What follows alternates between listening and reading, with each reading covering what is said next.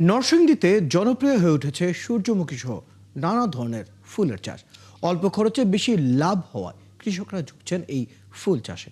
এছাড়া ফুলের সৌন্দর্য উপভোগ করতে দূর দূরান্ত থেকে দর্শনার্থীরাও আসছেন সেখানে। এদিকে ফুল চাষের জন্য চাষিদের বিভিন্ন ধরনের সহযোগিতা করা হচ্ছে বলে জানায় কৃষি সম্প্রসারণ অধিদপ্তর। মোবারক হোসেনের তথ্য ছবিতে রিপোর্ট। মেঘনা নদীর তীর ঘেঁষে গড়ে উঠেছে প্রকৃতি প্রেমীদের বিনোদন কেন্দ্র আপন সানফ্লাওয়ার।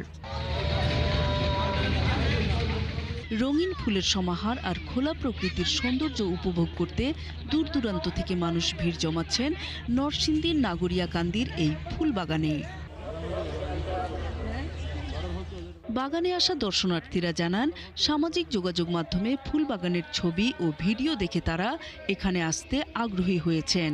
এখানে এসে খুবই ভালো লাগছে। মূলত অনেক শুনছি সবাই আসছে ছবি তোলে, তো আমি ছবি তুলতেই মূলত এখানে আসছি। সানফ্লাওয়ার গার্ডেনে আসছি, কসমস ফুল দেখবো।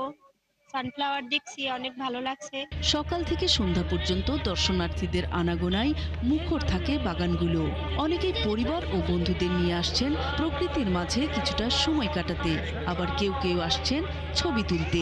পরিবেশটা সত্যি অনেক সুন্দর এবং ফুল দেখে সত্যি খুব মন ভালো হয়ে গেছে। এর জন্য এই তো দূরে থেকে আসছি। সুন্দর একটা প্রজেক্ট করছে, এরকম যদি প্রত্যেকটা এলাকাতে করতে পারে মাঠে, খুব সুন্দর হবে। চাষিরা জানান, ফুল চাষে খরচ তুলনামূলক কম এবং এর বাজার চাহিদা বেশি।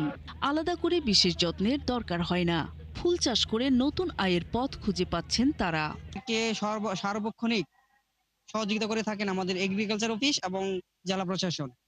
আমাদের 20 বিঘাতে খরচ হয়েছে প্রায় 10 লক্ষ টাকা, আমাদের লক্ষ্যমাত্রায় 32 লক্ষ টাকা। কৃষি সম্প্রসারণ অধিদপ্তর জানায়, নরসিংদীতে এবছর 12 হেক্টর জমিতে ফুল চাষ করা হয়েছে।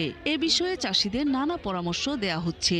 এখানে বেশ কিছু উদ্যোক্তা তৈরি হয়েছে, যারা সূর্যমুখী ফুলের আবাদের পাশাপাশি তারা এখানে বিনোদন কেন্দ্র স্থাপন করেছে, যার ফলে বেশ কিছু সৌন্দর্য পিপাসু মানুষ তারা এই ফুলের বাগান পরিদর্শন করছে, যার কৃষকরাও এখান থেকে লাভবান হচ্ছে। বাগানে প্রবেশের জন্য জনপ্রতি 50 টাকা ফি ধরা হয়েছে। প্রতিদিন গড়ে প্রায় 8,000 টাকার মতো আয় হয় বলে জানান বাগান মালিক। নূর তাজমিন নীর, 71।